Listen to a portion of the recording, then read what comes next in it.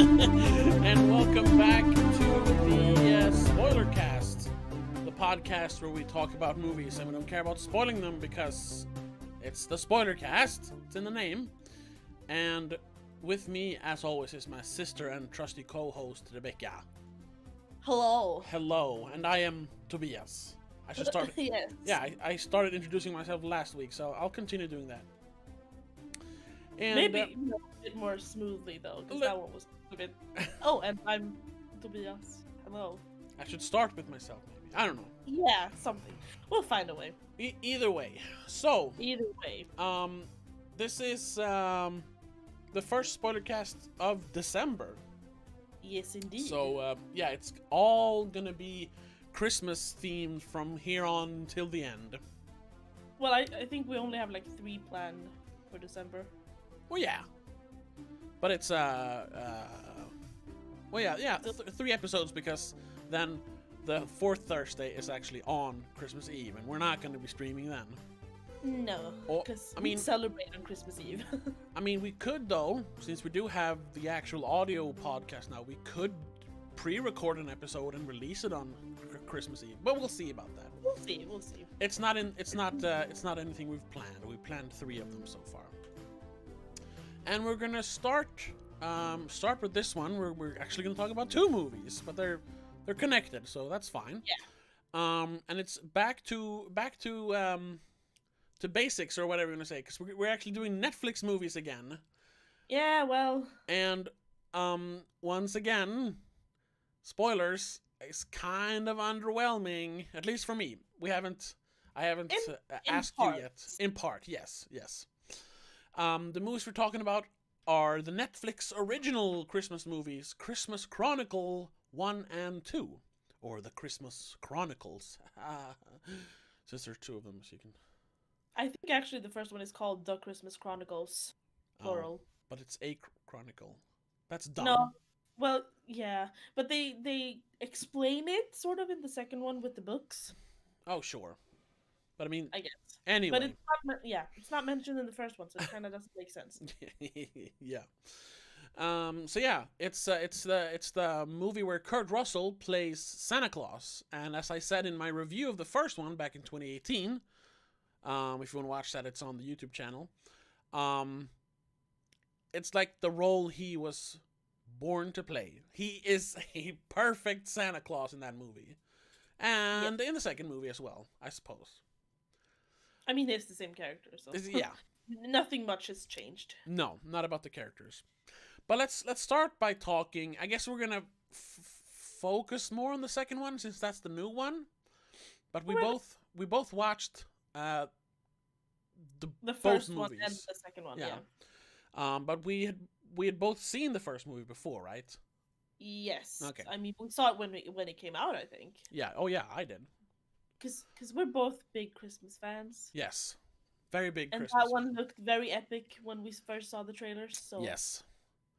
And I still think it is kind of epic. At least the first one. Let's start with that. What is your opinion on the second one, and has it changed since the first time you saw it? Because this was the third or second or third time I saw the first one. Yeah. The first one is still as magical as it was the first time I saw it. I have to say, I even cried a little. Yeah. Because that one has the perfect Christmas spirit, which is the point of the movie, but still, it actually works. Yeah, I totally agree. Yeah, it's just it makes you feel good. It's awesome. It's Christmas in a movie. The first one is it's a very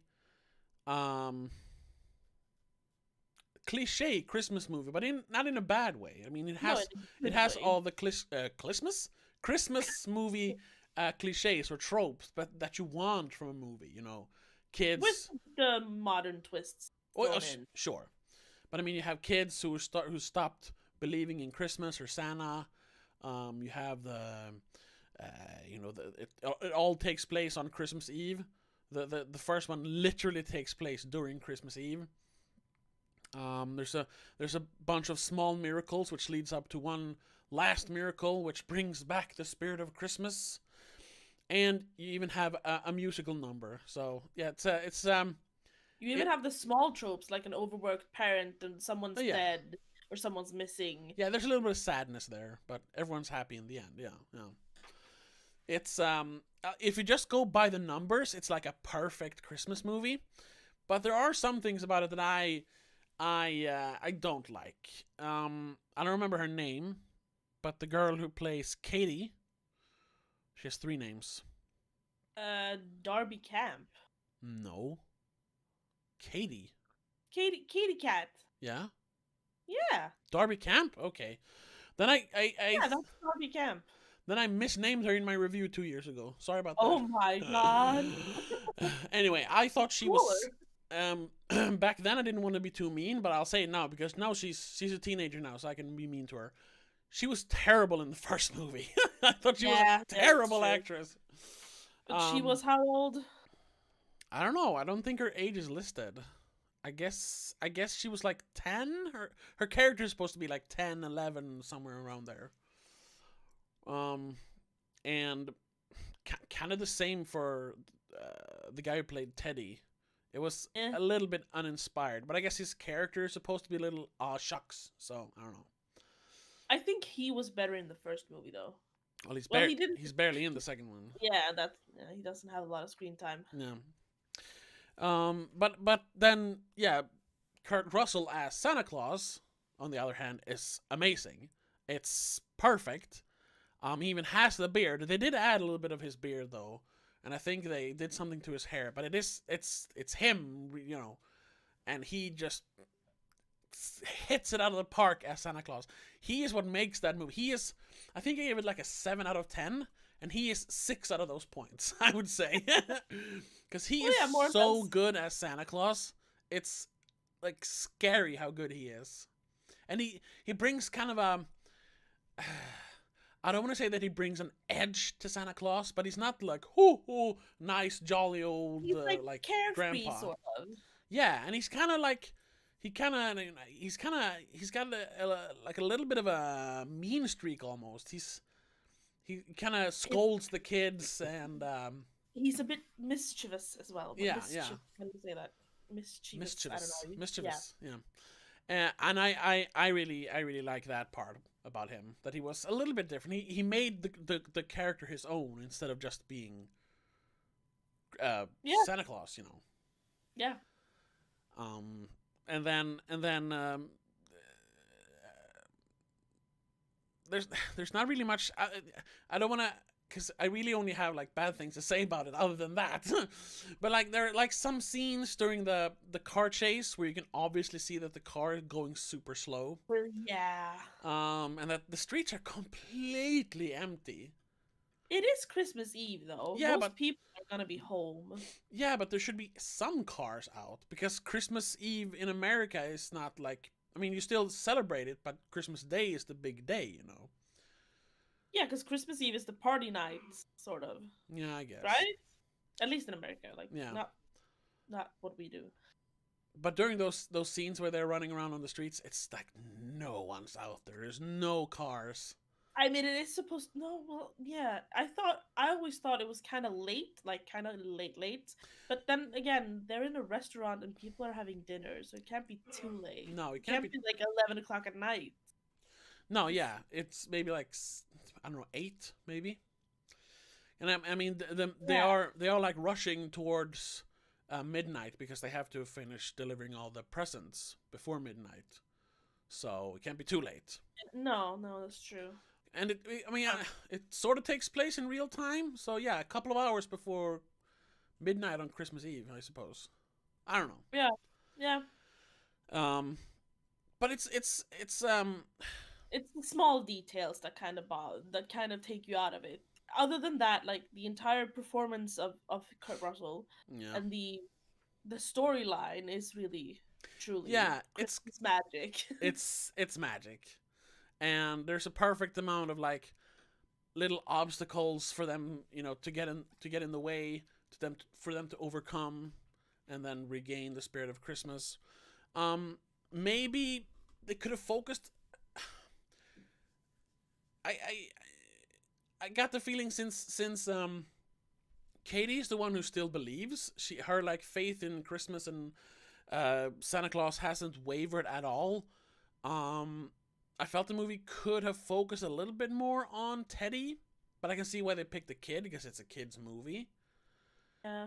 But his character becomes kind of underdeveloped if you want to nitpick in a kid's movie like that. So when it towards the end starts to be more about him, when he drives the sleigh, and he fights off the goons who stole the Christmas sack, the bag. Santa sack. Yeah. All of that is him like regaining his belief in Christmas, and I mean it even ends with his wish coming true. He gets that magical Christmas ornament, yeah, where he can see his dad.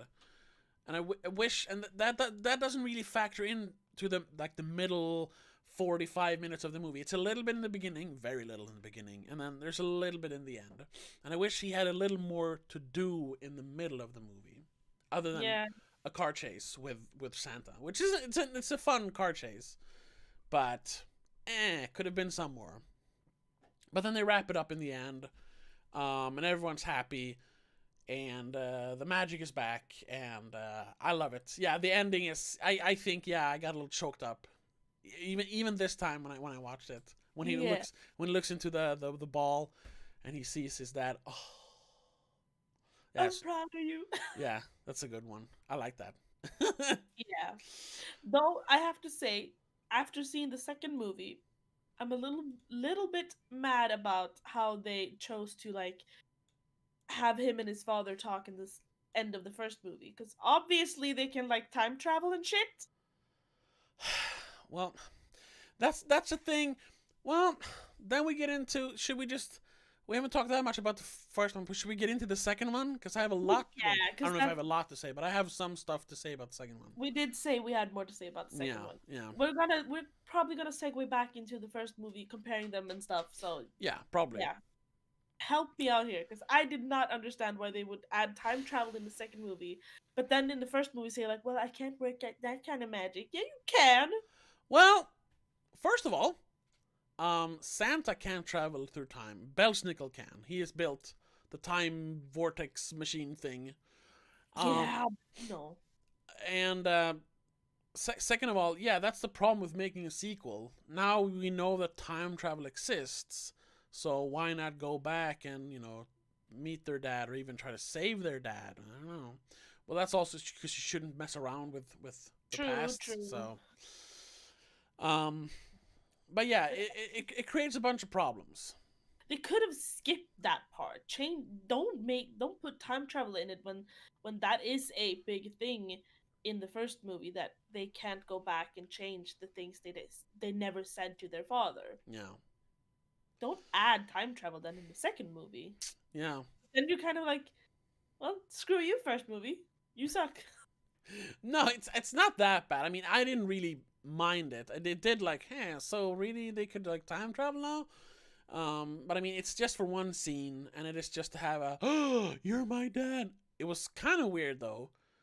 It became a little Back to the Future, because at first when I saw him, because he's not a big star, but I mean he's been in other movies. He voiced Kratos' son in God of War.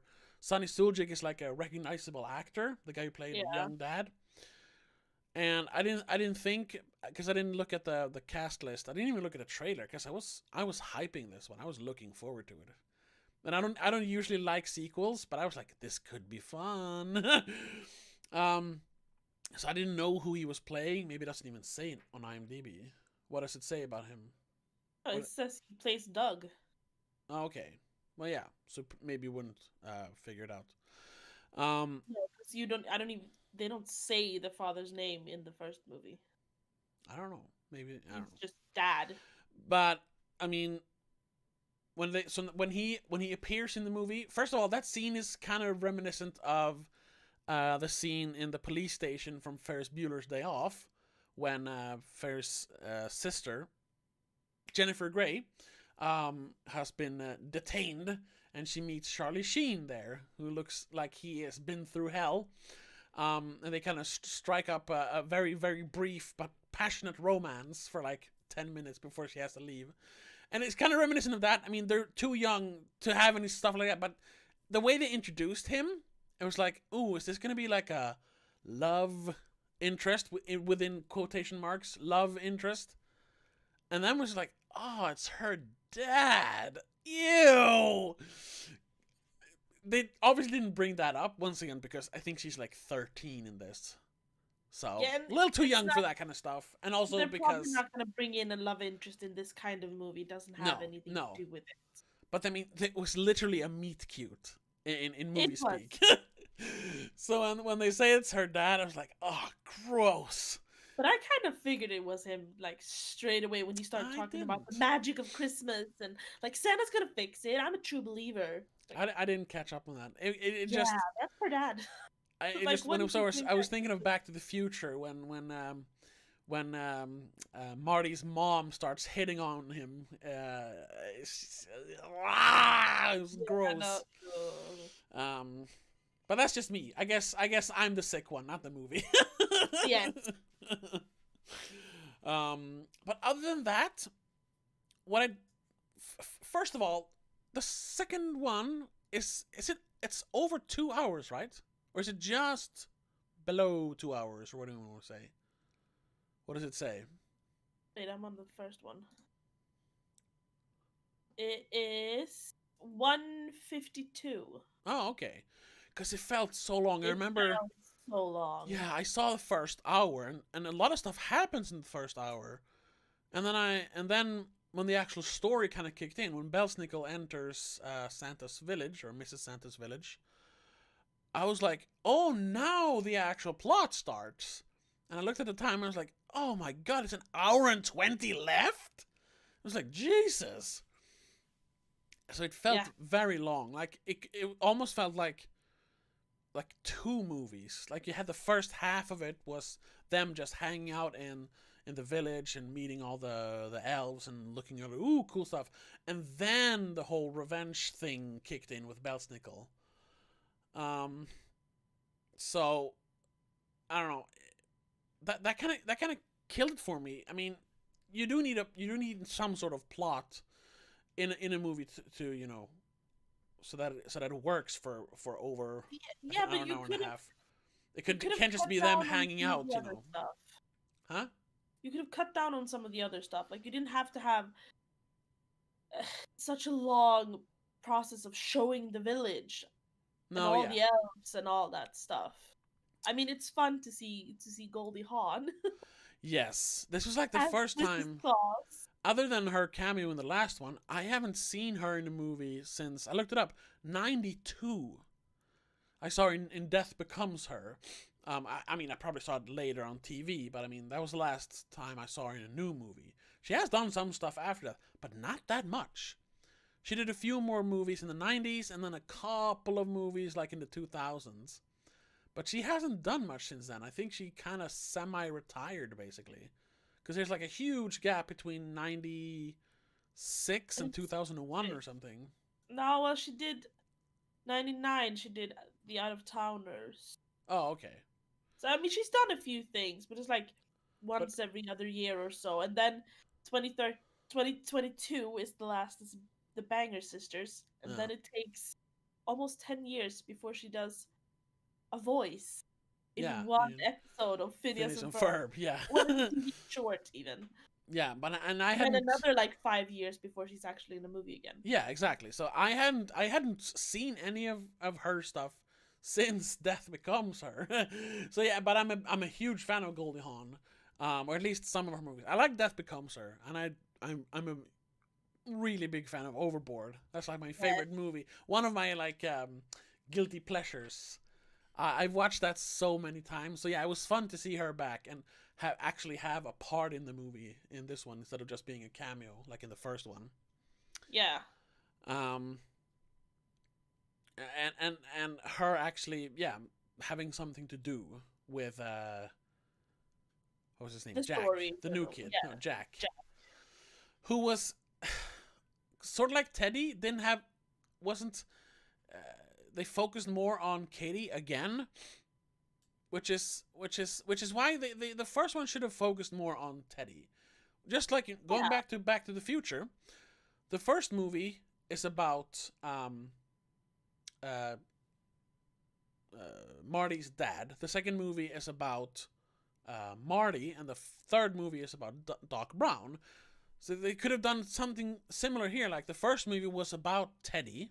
I mean, but the other characters are there, just like in Back to the Future. Yeah. And the second one focuses more on Katie, who was sort of like a peripheral character in the first one. But instead, both movies focuses on Katie, and we don't really get much about the other characters.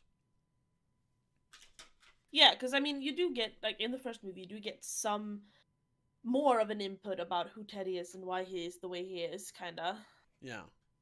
And he is. There's enough there to make him a character. Yeah, he is present at least, and he does have a development of sorts.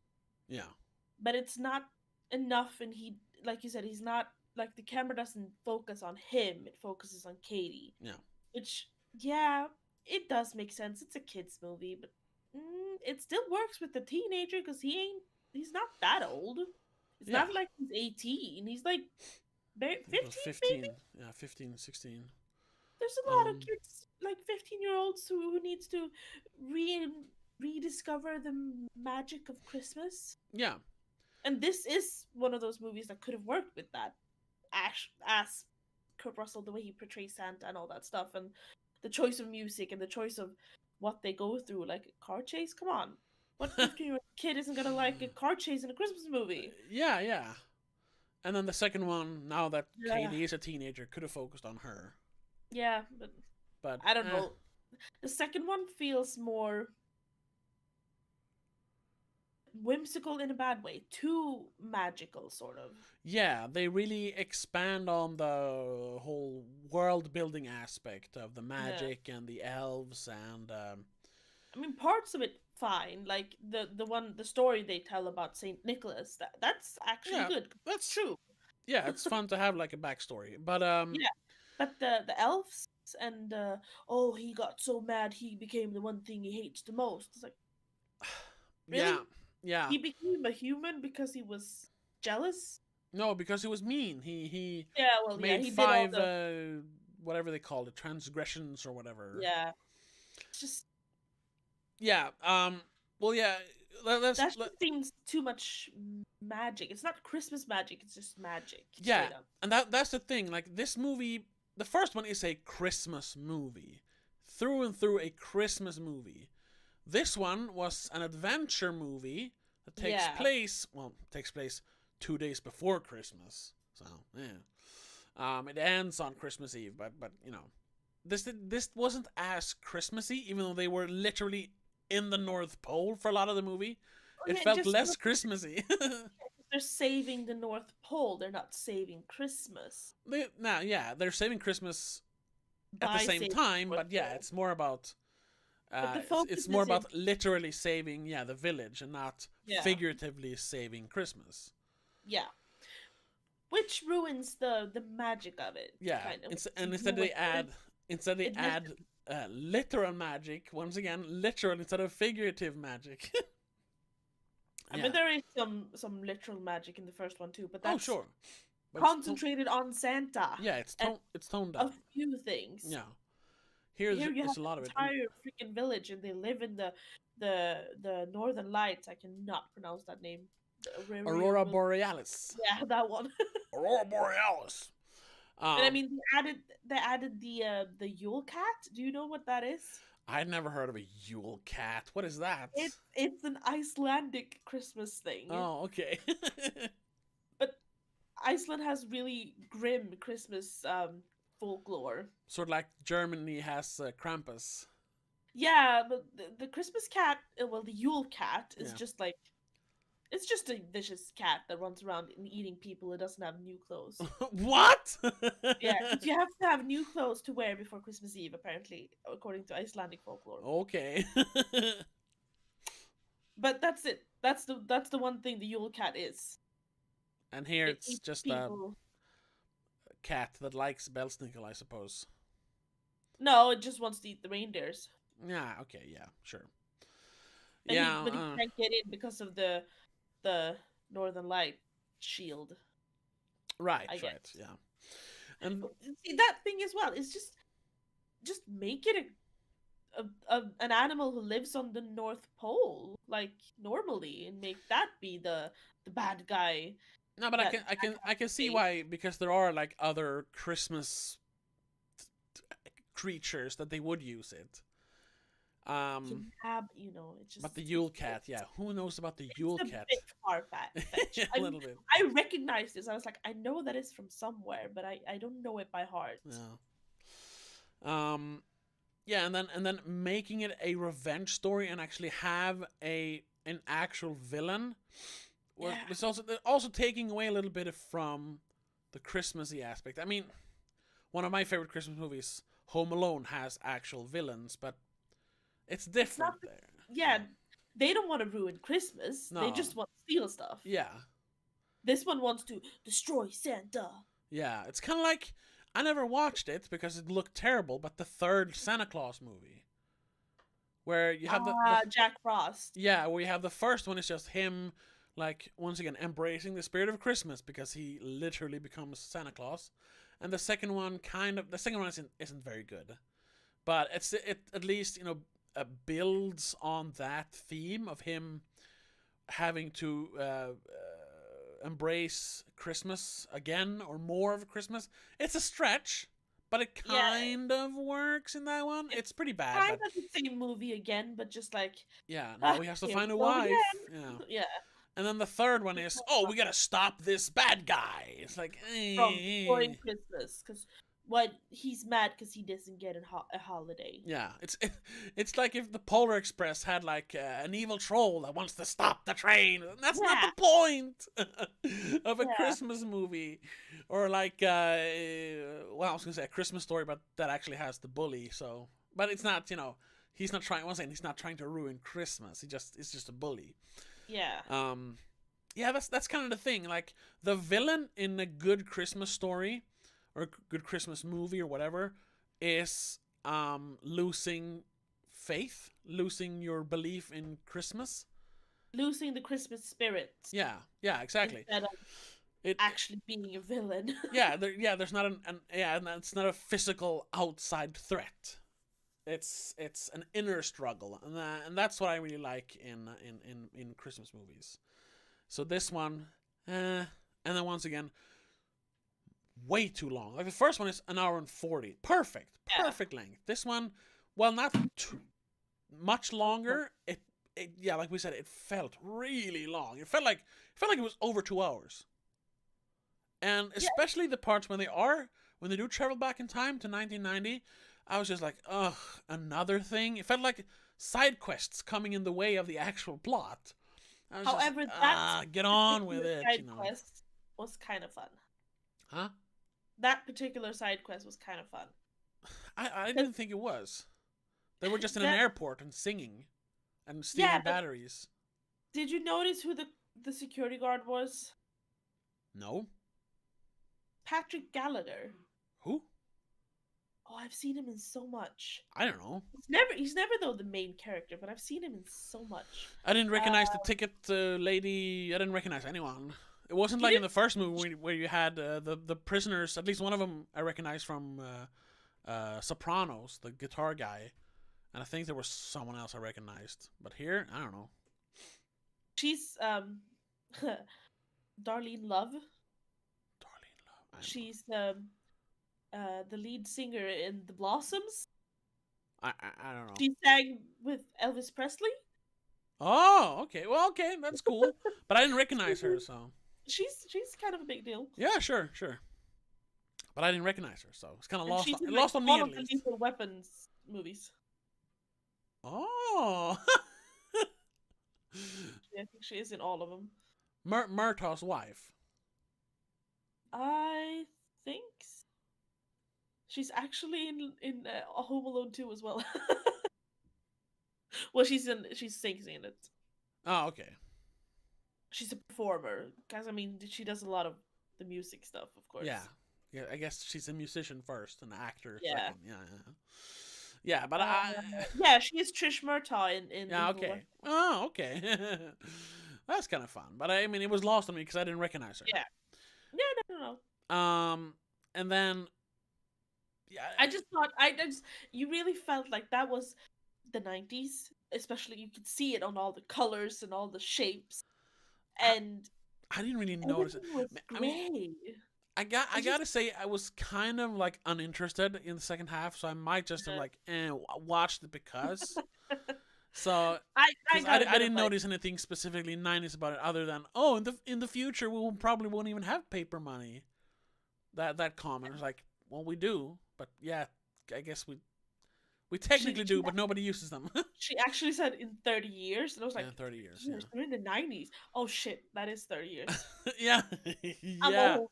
Well, not that old, but I'm getting old. yeah. You were born in you were born in the first part of the 90s. I'm closer to 30 than I am to 20, so. Yeah, quick tangent. How does that feel? Because Horrid. you turned 26 this year. You've officially Well, moved past the midway point. I'm not counting this year, so. Oh, whatever. Okay. So yeah, you're 25 still. Perfect. Yes. Yeah. Okay. Yeah. Anyway. Never mind that. Anyway. I just thought that scene felt a lot like it felt actually kind of like Home Alone 2 with the airport and all that stuff. Kind of reminded me of Die Hard as well. Just because the airport felt so 90s, I guess. Okay. I didn't I didn't pick up on that. But the one thing that did bother me about that scene in particular, did you notice that there were like 10 to 15 kids in custody? No, I didn't. There were a bunch of kids there. Like the entire room was full. What? I didn't notice that. So weird. I only saw them two. Like, why was he even there? Yeah, well, yeah, we don't know. What the hell was their dad up to when he was 13? Because he was on his way to see his grandparents. Okay. I don't know. I'm like, but the whole that was just weird. That was weird. But the whole thing, like I said before, it felt like in the first movie we had like smaller obstacles, that kind of fit thematically to build up to them believing in Christmas again. This one, it just felt like stuff they had to do. It wasn't anything specific. It didn't feel like it had any purpose. It was like, oh, first we have to, once again, no figurative purpose, only literal purpose. Like, we must get a new Bethlehem star, whatever it's called. David's, what is it called? The Star of Bethlehem. We need to go here to make a new one of those so we can power up the village, so we can send out all the Christmas presents. And but Belsnickel is chasing us and trying to steal it so he can build his own Belsnickel village.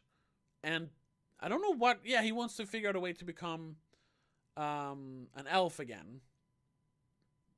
Yeah, he also just wants to destroy Christmas or destroy Santa because Santa's mean, apparently. Yeah, and then you have all the elves become mad, so we have to find this route to make them not. It's like, yeah, it's like you said, side quest. It's all these like, just what is the point of all this? I thought there was gonna be a little bit, because they were portraying Jack, the new stepbrother. We haven't talked about that. Fucking Tyrese Gibson playing stepfather. That was cool. Because we're both big fans of the Fast and Furious movies, so it's fun to see Tyrese doing something else. Yeah. Playing like a dad. He was so not. He does not Roman fit the dad role. From. Well, I think it kind of worked, but yeah, you're so used to seeing him as a like fast talking asshole in Fast and Furious. Well, even like the way he talked to his kid kind of felt like awkward. I don't know. It was barely in the movies. I didn't think of it too much. Yeah, that one scene when he's like talking to taking his son to the side, and like, you're gonna be fun, you gotta be brave. Just felt like an uncle talking to his nephew. Well, to be brutally honest, Tyrese Gibson isn't the greatest actor. So. Well, no, that's true. Yeah. But yeah, then focus was on his son, then Jack, who, yeah, like we said before, we don't really get to know much about him other than he's kind of scared. I think they're trying to portray him as like kind of a nerdy guy at first, but then you realize, oh, he's only 8, so he is a little scared of stuff. 8, and like being left alone. What the fuck? Yeah, so it's not too far-fetched that he's a little skittish. No. But then they have the thing where he has to, he needs to find his courage to get up that mountain and find the root and all that. But that's also like, it's like one scene where he's doing that. And yeah, then he goes and he has to shoot some of the elves. Why did he have... Oh, right, he was going for the cannons. I was like, why was he even shooting the elves? That wasn't doing anything. That was just to add more action to the movie. And sure, it was It did fine, not need but it. no, all of that stuff could have been That cut whole out. thing about the elves being crazy just did not... You didn't need it. You could have cut that entire thing. That had no purpose, except for... It was supposed to delay them somehow, but, I mean, didn't. Yeah, Santa just left. Yeah. Well, So what? Yeah, there's no point to it other than to give those characters something to do. So there was a purpose in the script, but there was no purpose in the story. Yeah. And that's bad writing. And that's why the movie felt so long. Because it felt like 2 movies. So yeah, and all that stuff was just padding. So it's a shame because the first one really was Christmas magic. We've said it like 10,000 times already, but it was great, and they just kind of even ruined that one by making a sequel that sucks, more or less. Well, I don't think they ruined the first one. I mean, I'll probably watch the first one again, but I'm not. I'll never watch the second one again. I probably won't watch it again. Like not even the music number wasn't even as good. You know what? At first it was like, oh, another music number, but I kind of liked it. I liked it, but it wasn't as good. No, maybe not. First one was still better. Yeah. I mean, I still have those lyrics in my head. I have no idea what he sang in the second movie, and I watched the second movie today. Yeah, that's true. Yeah. Yeah, the first one is Christmas time, little baby. Yes. Yeah, that's a good one. Yeah, but it's more like bluesy, which is better than, well, kind of like gospel. It wasn't really gospel. What was the second one? It wasn't gospel. It was trying to be sort of gospel. Yeah, but it just sounds like pop. Yeah. With a chorus line singing behind. I don't know. Yeah, that's true. It was kind of wishy-washy. Yeah. That's true. Compared to what you had in the first one. Yeah. You did have a saxophone solo though. That was kind of cool. Yeah, that's true. But yeah, that's really all the second one was. It was unnecessary, and I don't know. Have we talked about sequels before? I mean, have we made an episode about an actual sequel? I don't know if we have. I don't know. Probably not. I don't know, but I mean, we don't watch a lot of those movies. We watch standalones usually. Yeah. Because most of the time, a standalone is better than the sequel. Yeah. Sort of. I mean, we have talked about sequels, and then we've talked about. Yeah, we've mentioned remakes, and when I talk about remakes in other podcasts or stuff I do on YouTube, I always say that the only thing a remake really has to do is to justify its own existence by doing something different or doing something better. And that kind of goes for a sequel as well, because it has to be recognizable as the second movie, but it also has to do its own kind of thing. Yeah. And this one does its own thing, but it's not good. It fails. Yeah.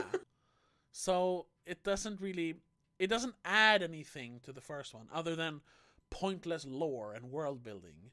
It doesn't add anything to the characters. Like, oh no, Katie never lost her faith in Christmas. What was the point of it all? She was just being sort of naughty. Yeah. I guess she was like balancing on the edge of ending up on the naughty list instead, which is that's never even mentioned. Like no, the only time they say something like that is in the airport once again. Yeah. When she's like her father, I guess, well, Doug, is like telling her like, oh, but everything's gonna be fine. Santa will fix it. Blah blah blah. But he mentioned something about being good, and she's like, well, I'm afraid I might be on the other side of that list now. Yeah. What? What have you done? You tried to run away You didn't though. You got kidnapped technically. Yeah. Also very problematic. Yeah, it's a little weird, and they do bring that up in the end. Like, also, never go with strangers in golf carts. It's good, thank you.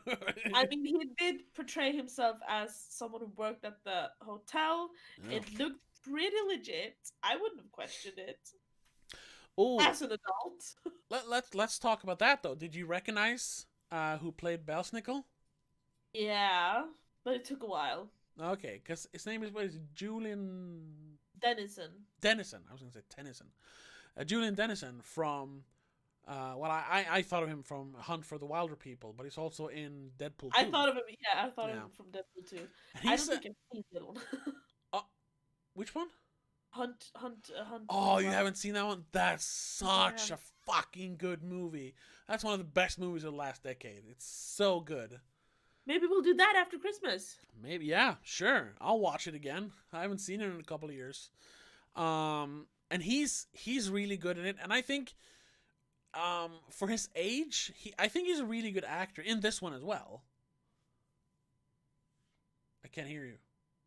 Yeah, he's pretty good. I was reading at the same time, so I wasn't focused. Yeah, because he's born in 2002. Yeah, he's 18 years old. Jesus. And he's an okay actor, but he kind of bothered me. Really? Why? I don't know. I think I associated him with another actress, but he's from New Zealand, right? I think she's from Australia. Who? I don't know. Rebel Wilson? Name. Yeah. What? Why? I don't know. The accent kind of like it felt like he was trying to be funny at times, and it just didn't work. I don't know if he was trying to be funny. He's almost a little too serious for this kind of movie. Maybe that's what I thought was being funny, because he was like overplaying it, kind of. He is funny though. He's funny in Hunt for the Wilder People, and I think he's funny in Deadpool 2. I don't remember much about that movie. I was watching a scene from it the other day because it popped up on YouTube. I was like, oh yeah, it's that movie. I almost don't remember it. No, me neither, to be honest. I should rewatch that. I remember this being good and kind of better than the first one, but I remember more about the first one than the second one. Kind of like with these movies. The first one a couple of times more. Yeah, that's probably true. Yeah. Well, he bothered me because he made me think of Rebel Wilson. I don't like Rebel Wilson. You don't like Rebel Wilson? She's so funny. No. She's like because there's a slightly disrespectful, funny fat guy in comedy. It's always been that. What's his name? Was that for a while? Yes, Seth Rogen and Jonah Hill. And before that you had like John Candy or the original John Belushi. I mean, he wasn't really fat, but he was kind of pudgy. But there's also been the funny fat guy, and I think the greatest funny fat guy of all time is oh no, what's he called? He's in Hollywood Ninja and Tommy Boy, and he has a small role in Dirty Work. He was on SNL. What's he called? No, I have no idea who you're referring to. Oh no! Hold on. Look up Hollywood Ninja or Tommy Boy. Hollywood Ninja. Yeah, or maybe Tommy Boy's easier, because there's probably a bunch of Hollywood Ninja movies from the 80s. From 95? Yeah. Chris Farley. Oh. Yes. Okay. Chris yeah, Farley. I know who that is. Like, because he wasn't just I'm look at me, I'm the fat guy. Like, he was actually funny, and used his physicality to his advantage, which people like Kevin James does not do. He's just fat guy fall over kind of comedy. I kind of feel like Rebel Wilson is more towards the what did you say, Kevin James. James. Fat guy fall over. I don't think so. I think she's like just genuinely funny. She's playing too much on the fact that she is fat. Well, I mean, she lost a lot of weight. Yeah, sure. But I mean, have you seen? She's like the one good thing in Pain and Gain. Have you watched that? I have seen Pain and Gain. I don't even remember her. It's so bad. But she like falls in love or becomes sexually attracted to oh no, what's he called? Falcon from Avengers. What's his name? Mac something. Oh yeah. What's his name? I don't know. I think I've only seen him in Pain and Gain and the Avengers movies, so I don't recognize him. I don't know. Whatever. Yeah, that guy anyway. And she like works at the clinic where he goes to for his erectile dysfunction. Oh yeah, okay, yeah, I remember that. Yeah, like she's funny and she's done like small roles. I think where they really like make her the haha funny fat guy or fat lady in this one. It's Pitch Perfect, and yeah, they played up a little too much in Pitch Perfect. I've only seen the first one, so I don't know, but in the first one, it's a little too much. Haha, you're fat. But in that one, it's too much to the point where it actually works. Okay, yeah, I guess. While you have in other movies, like another one that makes me think, what the hell, my cats are fighting. Hey, no biting. Here, play with the Santa. Another one of those actresses is well, comedians, I guess, is Amy Schumer. Oh. No, Amy Schumer just got bloated. Okay. Well, she's playing too much of her, like, everything she does is like, oh, I'm a normal girl because I'm not skinny. And she always, like, overplays that part and she uses it too much in her comedy. I just don't like it. And I feel the same way about Rebel Wilson. I kind of feel the same way about this kid. But he doesn't really play on that. No, but it just takes me out of the experience. Because he was the only one, like, the elves, sure, there were fat elves, but could like, he looked different even when he was an elf. Yeah, because it's supposed to look like him. The other ones are just generic elves. No, but his friend also had a different shape somehow. The one who helped him, who was still an elf. Specs or whatever. Yeah, something. No. I don't know, maybe. They out too much. It's just making the I don't know, it just bothered me. All right, it didn't. We kind of went off topic here, but maybe you're just biased against the Australian and New Zealand accents. No, I love their accents. But it seems like that was like the trigger point for you, like, oh, he sounds like Rebel Wilson because they both have that accent. It was part of it, but not everyone makes me think of her when they have that accent. You're I don't know what you call that, anti-Australiite. Like anti-Semite, but for Australians. I'm kidding. No. I'm joking. You're not a racist. Even though you think New Zealand and Australia sounds the same. I know it kind of sounds the same. Similar. They're similar, but there are differences.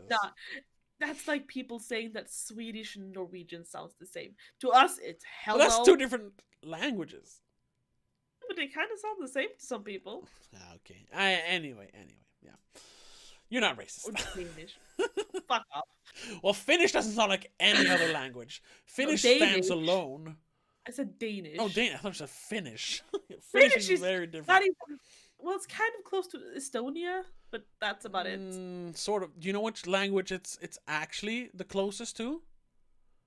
I think it's like an old form of, like, it's not actually a language, but like Arabic. Yeah. Like, there's Farsi or whatever it's called. Yeah, because that doesn't. I think Finnish doesn't fall under the Germanic. Yeah, it's not Germanic. No, yeah. Language. It's so weird. Yeah. And that's why Tolkien used it as the basis for Elvish, because it's the most like foreign sounding language. Anyway, back to Christmas Chronicle. Yeah. Actually, to be honest though, I don't think I have much else to say about this. No, that's kind of also, yeah. We're kind of, you know what we're doing? I think it's perfect. We're padding. We're padding the time. Just like the movie. Just like the movie, yeah. I gotta say though, if I'm gonna say something positive about the second one, at first I thought there was way too much CGI. The first one used CGI sparingly. You had the elves were CGI, and of course some of the effects and the reindeer were CGI. But other than that, it was just them in real, places. This one, when it starts, it's literally an animated movie for like the first minute. It's the snowstorm on the South Pole. You see Specs walking through the snow. It's all animated. Yeah. Until they walk into Belsnickel's lair or whatever. And then the whole cave. Yeah. And then the Santa village was all like CGI. But then I noticed, maybe I just missed it in the first half, but in the second half, I noticed that whenever you have like close-ups of the elves are of course CGI, but all the environments are like miniature environments that they've like filmed, because you could notice the like the kind of like fake grass that they use when they build like miniature railroad stuff and like panoramic stuff for like Warhammer characters or whatever. You could just notice that they had filmed miniatures and just superimposed CGI monsters, elves. I think when they were walking through the town, at least the first time when they're showing the kids, Yeah, it actually looks like a set. yeah, some of it is a set, of course. But that's a big set. Yeah, I liked that. Yeah. And there is one scene, right when they find the kids, because they're almost freezing to death outside this. What is it, the thing that Hogwarts has around it so that Muggles can't see it? I don't remember a spell. The spell. It's kind of the same here, so you can't see Santa's village. He calls it like the barrier or whatever. Yeah, the barrier. Yeah, and they end up outside that, and he finds them, and then they give him hot cocoa.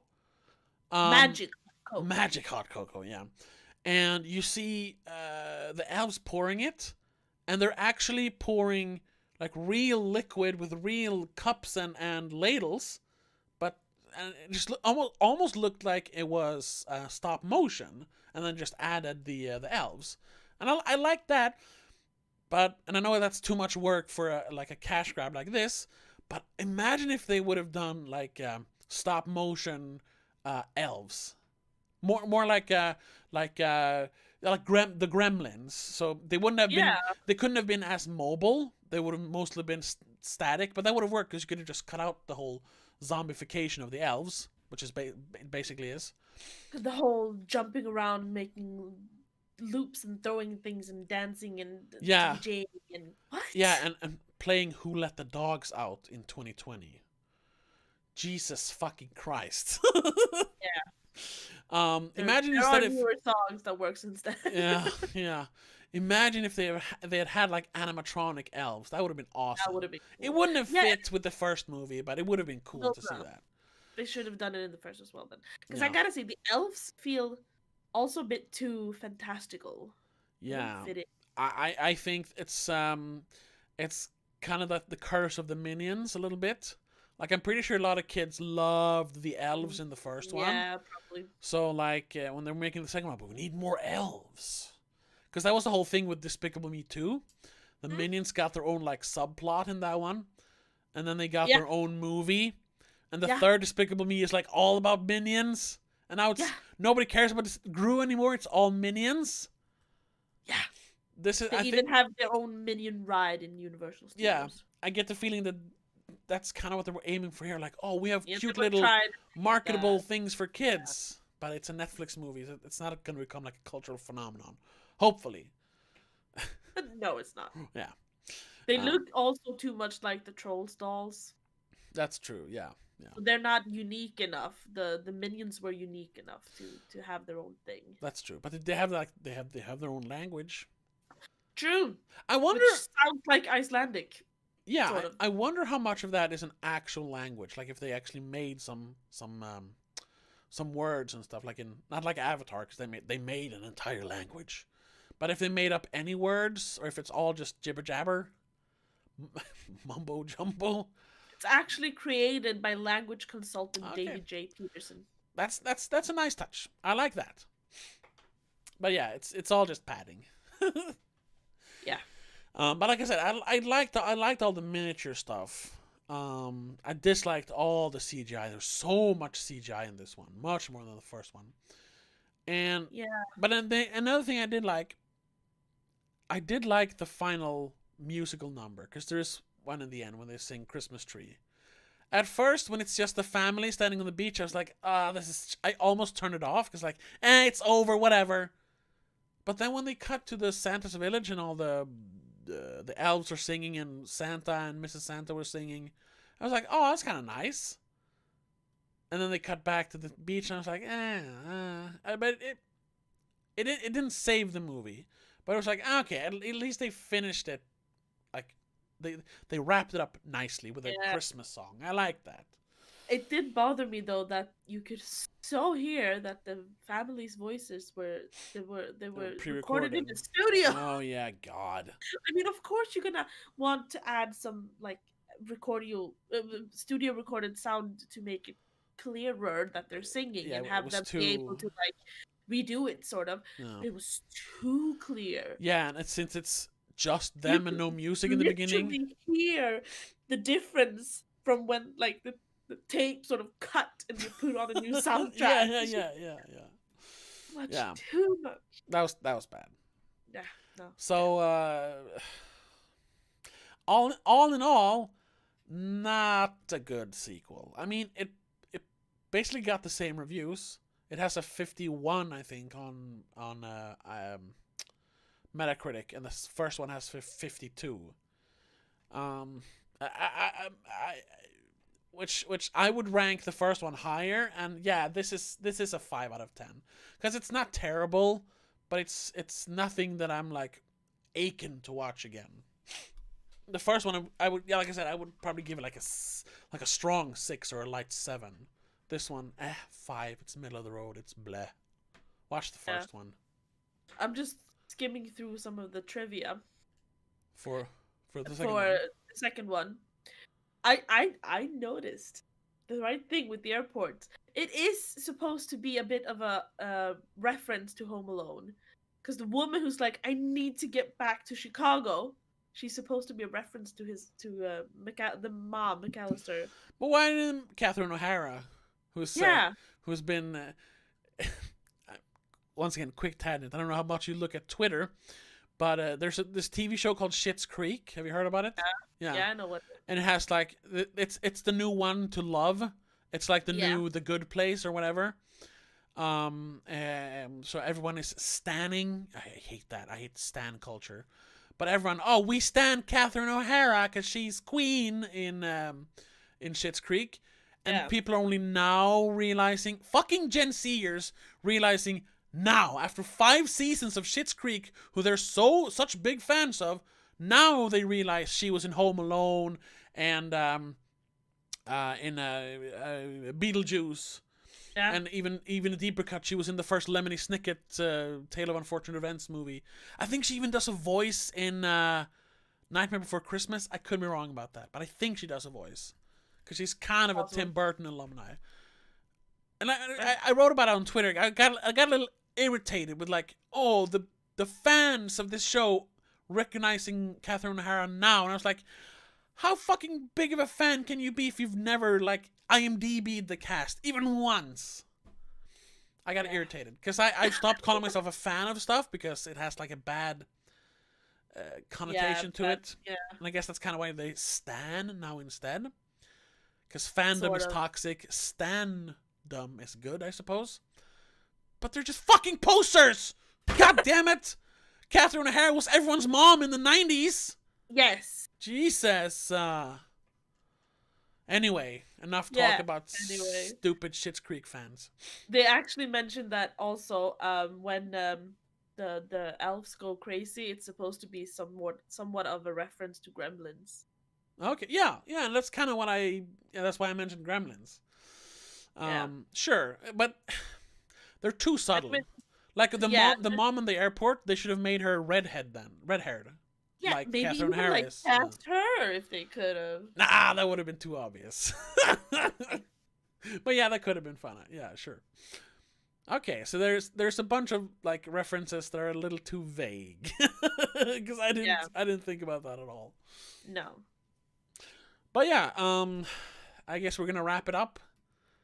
Yeah. There's not much more to say about it. Like no. Well, if you want to watch them, watch the first one. Skip the second one. Yeah. I mean, if you really want to watch it, sure, watch it. Sure, but we don't recommend it. No, it's not terrible. It's just bland. There are plenty more, way better Christmas movies that you can watch. Yeah. And we are probably going to mention another one next week.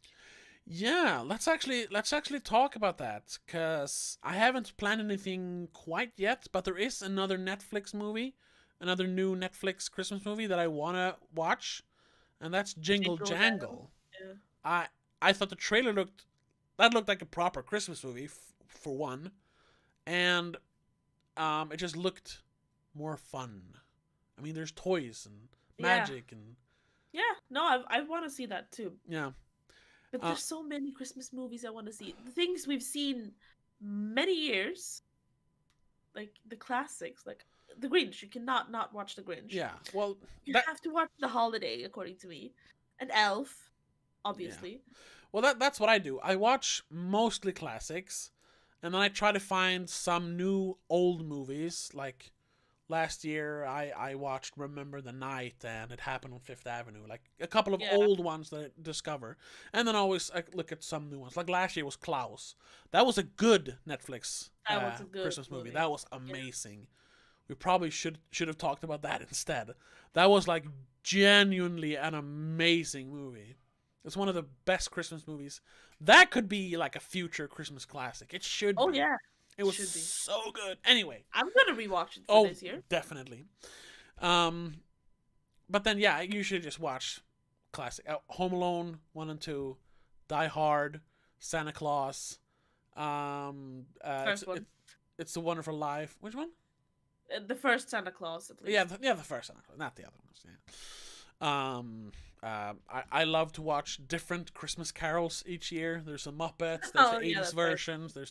I think there's a 40s version, and some newer ones. This year I'm going to watch The Man Who Invented Christmas, which is about Charles Dickens writing the Christmas Carol, or A Christmas Carol. So that's what I do. But next week, your choice. Do you know what we're going to watch? Oh yeah, next week, I think we're going to watch Jingle Jangle. Okay, cool. Because I want to watch that one. So, yeah. Let's just wrap it up there. Yes. Thank you. If you're watching this live on YouTube, thank you for watching. If you're listening to this on whatever podcast place you're listening, we're on, like we said last week, we're on Spotify, we're on iTunes, we're on Podbean. That's not the most popular one, but we're on Podbean. We're supposed to be on iHeartRadio, but we haven't been verified there yet. I'm working on it, but for some reason they're not getting back to me. I don't know why. But until then, we're on iTunes and Spotify, so check us out there. Or on YouTube, of course, because there we have a lot more episodes that we haven't uploaded yet to Spotify and iTunes. Yeah. So thumbs up over there, like, and whatever you can do on the other ones. Subscribe to the channel. Share a comment. Share this. Leave a comment. What are some of your favorite holiday movies? Maybe some we could bring up. Well, now we kind of know what we're gonna watch for the rest of December, but for next year, I suppose. Always mention honorable mentions. And of course, if you want to support the show even further, help us pay for the streaming stuff. There's a Patreon.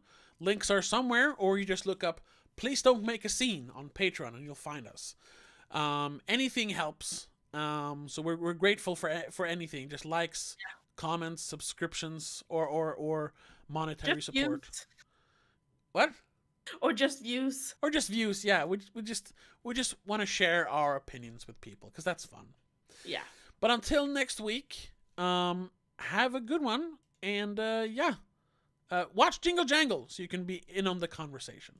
Yeah. But until then, have a good one. Bye. Bye.